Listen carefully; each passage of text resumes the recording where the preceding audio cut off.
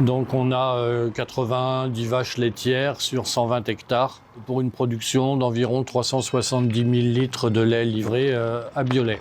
Donc en mode de production biologique, essentiellement basé sur la production d'herbes, herbes pâturées, et à côté quelques vaches nourrices et quelques veaux de boucherie destinés à la vente directe.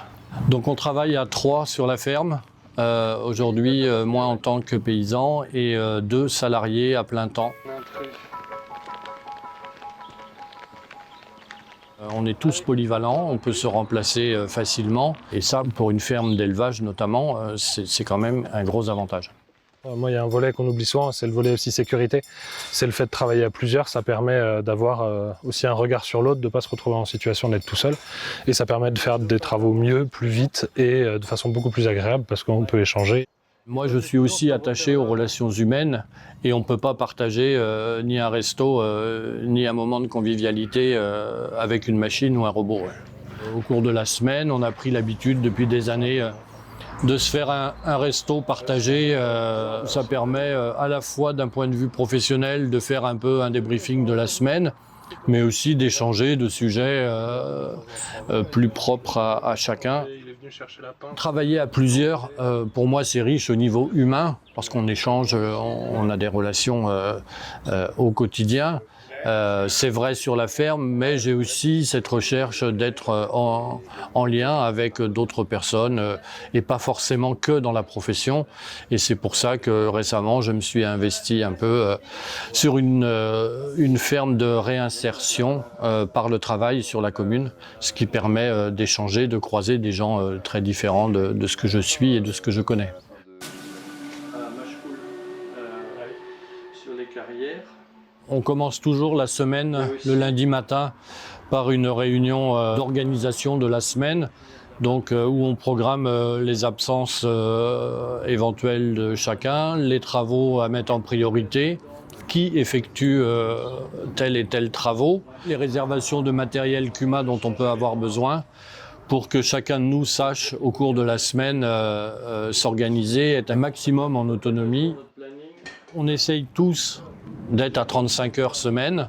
On a choisi d'être à la semaine de 4 jours, donc chacun de nous a un jour de repos. Donc lundi, mardi, on est 3 et ensuite mercredi, jeudi, vendredi, il n'y a que 2 personnes.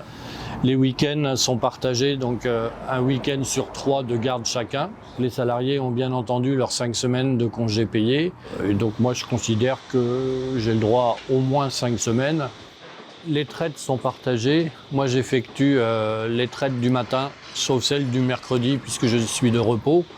Et les traites du soir sont partagées entre les 2 salariés, afin que tout le monde soit bien au courant de ce qui se passe sur le troupeau, des vaches à surveiller, du lait éventuellement à écarter.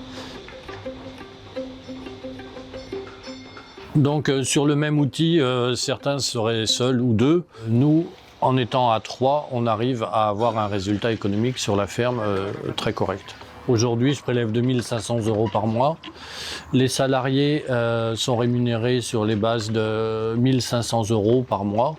Je suis convaincu que le fait d'être nombreux, relativement nombreux, permet d'arriver à ces résultats.